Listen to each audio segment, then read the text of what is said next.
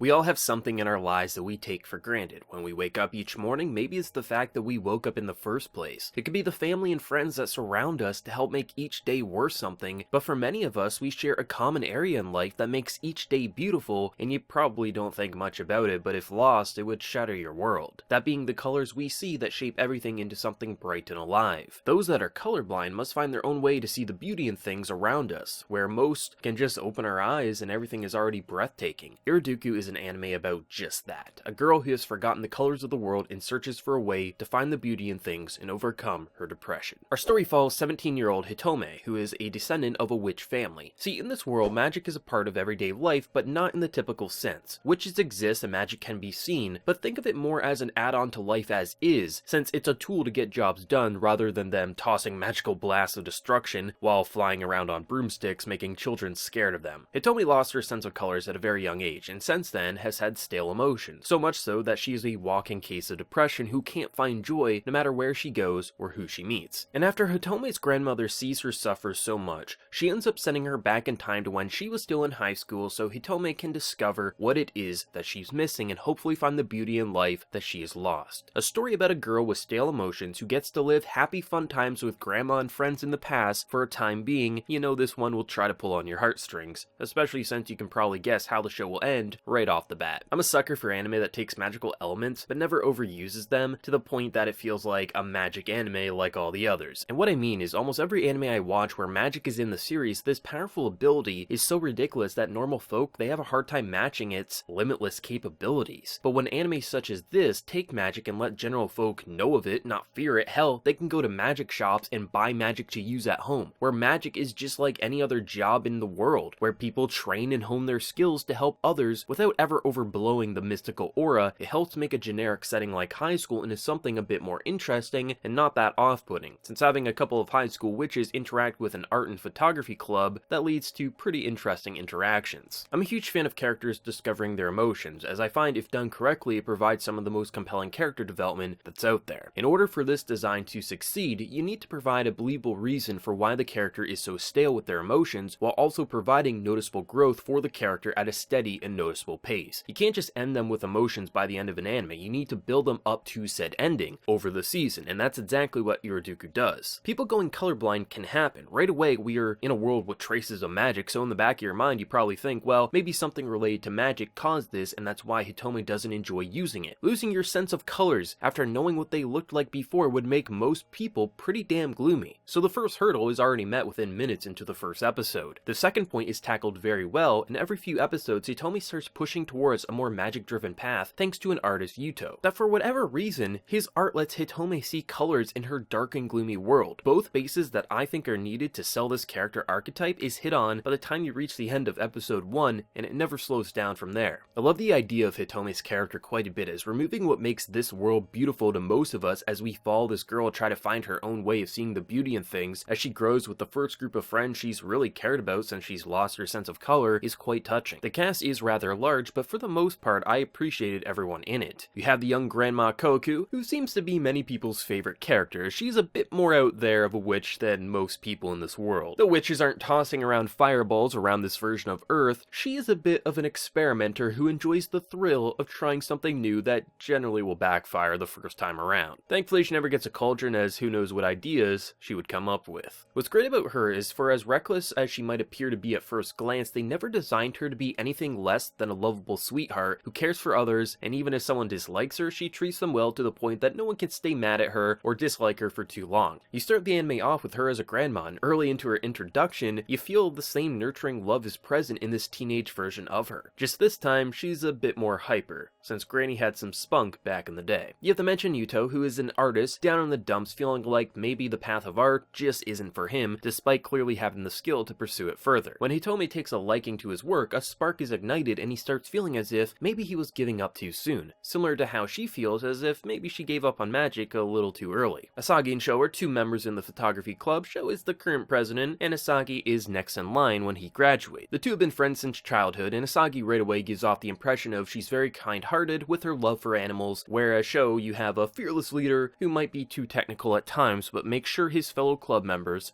never truly fall behind. And lastly, we have Kurumi and Chigusa. She has that gossip queen look to her, but quickly is established as one who likes to know what's happening with her friends' lives but never goes past good intention, with him being the pretty boy of the group who has no problems with teasing those like Kurumi. When this anime first started, many thought Hitomi would end up falling in love with her future grandpa and it would go weird, which is something that always confused me, since she would clearly know her grandfather's name, so it was always impossible for the grandpa to be in the central cast without her giving some clues to the viewer. Those were thoughts I had minutes after seeing the full cast, so if you're worried that this could become too anime and weird, don't fear, it never goes there. For the most part, you get to know these characters fairly well. Over the course of 13 episodes, you witness a few romances pop up. When you have childhood friends, it's almost guaranteed one will like the other, so that subplot is brought up early into the anime. With how close Kurumi and Chigusa are, with how much they flirt with one another constantly, you get another romance subplot that pops up fairly soon. When the only colors you see come from this boy's art you just met, you better believe a romance is on the horizon. The area I wasn't overly fond of with the romance was when a love triangle is born. The one good thing about this love triangle is it's concluded shortly after it's brought up, and when they are let down, they move on with no hard feelings because hey, if you aren't interested then no big deal, even if rejection hurts. The reason I'm not overly fond of this love triangle is since it was brought up, I feel as if it stopped the childhood romance from getting a conclusion. Really, the only romance that feels relevant from episode 1 all the way to episode 13 is Yuto and Hitome. The others didn't get a stopping point, which maybe is okay because they have their whole life ahead of them, and they all do develop on an emotional level to some degree, so you sort of expect the others will eventually get together or find their true love in the future, and high school isn't the end-all be-all to their love life. But around the midway section of this anime, the sub-romance mini-stories felt extremely relevant, and when the love triangle is born, it seems to stop the anime from truly developing another romance past our main duo. So part of me thinks, well, maybe we shouldn't have brought up the others if we couldn't see a more conclusive stopping point, at least for them. I'm a sucker for a good romance anime, and luckily the main romance is quite touching and fulfilling, but with how important the other two seemed to be, it felt a tad disappointing not seeing the others through to the end. What I really adore is because this is a world with magic, when Hitome travels back in time and things are revealed to the characters, there is very little overreacting. A girl traveling back in time is logical because magic is like going to the local bakery down the street. Some people can use it in a skilled time witch, that seems about right. For the most part, this anime is fairly relaxing with how its world is explored. The main area we focus on is magic for sure, but we get to see how normal folk respond to said magic, and more times than not, it feels completely believable, where generally with the art, you feel so disconnected from reality as possible, but not here. Since like mentioned, it's just a skill that some people have, same as any skill out there. There are numerous sections of the plot that I thought would feel dragged out, but ended up resolved or areas were introduced faster than I was expecting. When Hitome first meets up with her family, her grandma isn't around, as she is studying overseas. I thought, well, maybe it's okay if she isn't around for the first half, because since we have this large and interesting cast of characters, she'll get to know them, and that's perfectly acceptable. But within a few episodes, young Granny is introduced to the anime, and it gets 10 times better because of her introduction. In most stories, I would expect episode 5 or 6 for this to happen, but I was quite surprised and satisfied with this development. The previously mentioned love triangle is handled nearly in an episode. The setup is lingering in the background episodes before it's fully brought up, but I do respect how it didn't overstay its welcome, even if the after effects of this point did shake the cast up more than I appreciated. Even Hitome's sense of color, in the first episode she starts seeing colors for a brief while. In every episode she grows in some way, be it her magical ability, her sense of color, to just her character as a whole, really putting herself out there and trying as she wants to show Yuto the magic he enjoyed. Overall, the cast and plot moved at a really steady pace, where for the most part all but 2 characters really grew in some way. Kurumi and Chigusa were both entertaining personalities, but unless the anime had an extra 2 episodes, I don't think much more could have been done with them. Sure, you get to see their world and school life, like how Kurumi is studying hard to get into her next school, but when I look at the emotional depth of them compared to the others, I felt more should have been done. Though with that said, I am glad they were still in this anime, as they did add to scenes, even if they didn't grow all that much. Every character entertained me, and the story designed this cast to feel like a normal group of friends, so things didn't always have to happen. And in the early stages of the anime, you really witness these simple scenes come to life of kids just being kids, but following a girl who never really experienced a life like this blossom around her is what keeps it so interesting and moving, even when certain characters were underutilized. A girl who can't see color and hates magic is introduced to a boy who is starting to hate his own art. The two find a love in the other's skill, and by the time the anime wraps up, the two are able to find the beauty in each other's world. The final few episodes of this anime moved me on an emotional level. The final goodbye felt reminiscent to Anohana, as like in that anime, you knew the goodbye had to happen, but it never made it that easier. I'm a sucker for bittersweet stories, but to my surprise, for as bittersweet as this one was, it ends on a really happy note, all things considered, and even questions like what happened to Yuto in the future, or who the grandpa is, gets quickly answered if you pay close enough attention in the final few minutes of episode 13. Best of all, they even answer why she lost her sense of color, so all main questions are covered without it feeling like this anime is forcing answers down our throats in the final few minutes. I really adore the story of Iroduku. The main focus is on the growth of Hitomi and Yuto, who both need the other in order to fill the void in the other. With Granny learning what she needs to do for her future granddaughter, you have wild antics, teenage love drama, magical mysteries, but really, it all boils down to a tale of depression and finding a way to overcome it. That if you reach out and ask for help, someone will reach back and pull you up from the darkness. Tales of depression have never been so damn beautiful. Now visually, this anime is breathtaking, and the way colors are used to express the character's emotions can leave you speechless. Mediums like anime can use visuals in fascinating ways that areas like live action can't without the use of well done CG. It's why I'm so grateful of the fact that PA Works let their artists express their creative visions with seemingly no limits with this project. Our main character is colorblind, and quite often the anime will show us the world from her perspective. This reminds the viewer of why her emotions are so stale, but also shows how a beautiful scene to us looks so gloomy to her, always showing us how she is feeling so we never come out thinking that she's overreacting. But when she sees colors, the way the drawings will come to life makes us feel like we are right there with Hitome. Throughout the anime, this fish from one of Yuto's drawings follows her around and guides us along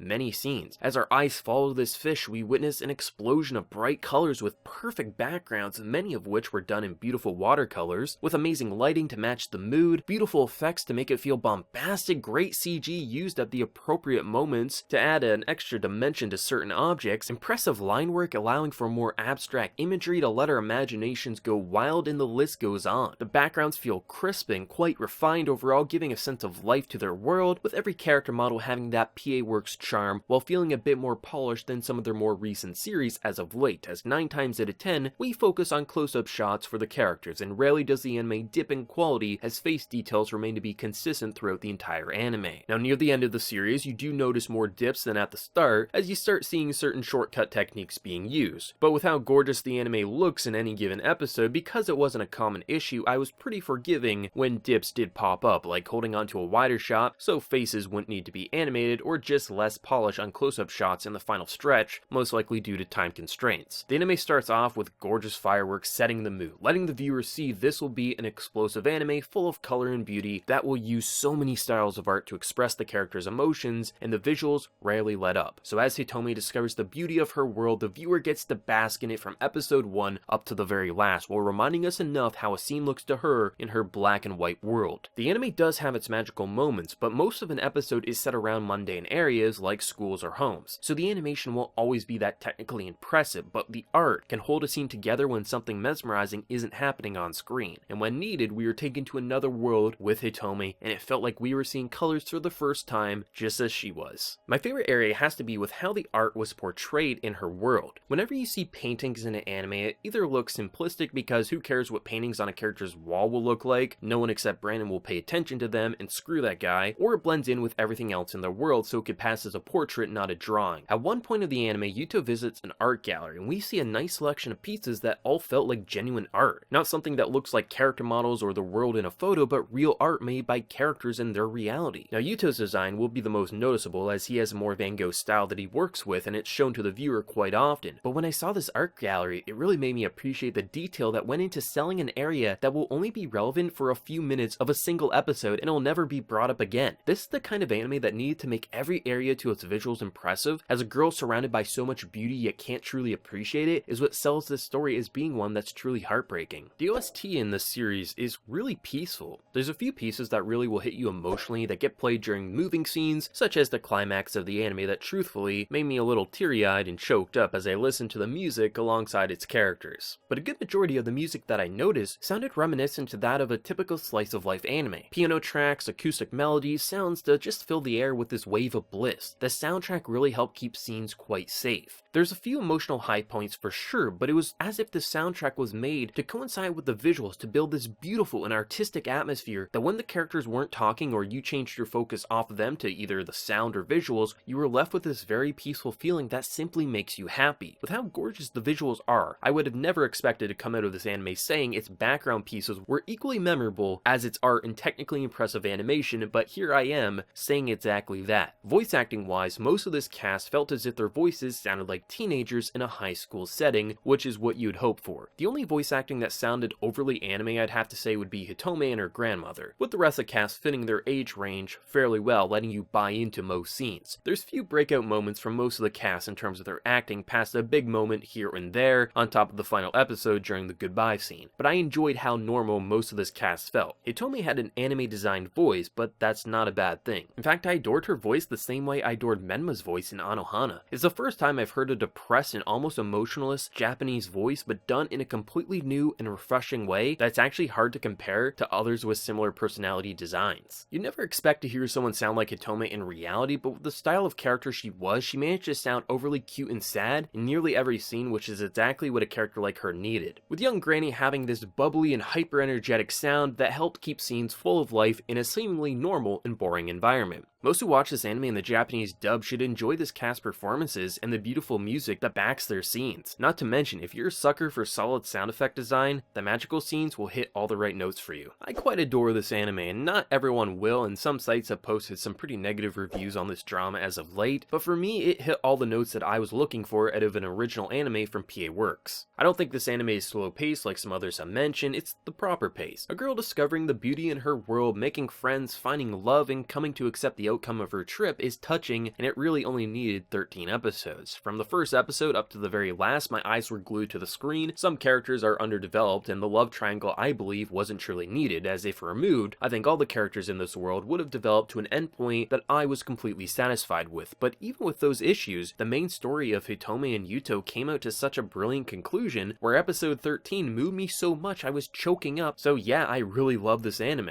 It's one of my top picks in 2018, and though it may not be a masterpiece as a whole, on an emotional level, it definitely was for me. So I award this wonderful series my seal of approval. If you want to watch an exceptionally strong character drama with some of the best visuals you can experience alongside an emotional story, then look no further from this gem from PA Works. This is exactly the kind of anime I'm always hoping to discover from the studio. Now, I haven't made recommendations recently, but with this anime I had two immediately come to mind. If you like how magic is blended into reality without ever overblowing it, check out Flying Witch. It's not a drama, but rather a peaceful slice of life adventure that every episode just made me quite happy, and like with Iroduku, it really has a pretty look to it. And lastly, if you want a character-driven story about a girl finding her emotions, then watch Violet Evergarden. A 2 of 4 who starts writing letters to learn what emotions are? Yeah, like this, you might need some tissues. But that is all for this review. If you watch this anime or just have some thoughts on the video, be sure to let me know yours down in the comment section below. Also remember to leave a like if you enjoyed and subscribe to the channel if you're new. There's also my Patreon, where for as little as a single $1 a month, you can help support the channel and make videos like these possible. But until next time everyone, please take care and have a good one.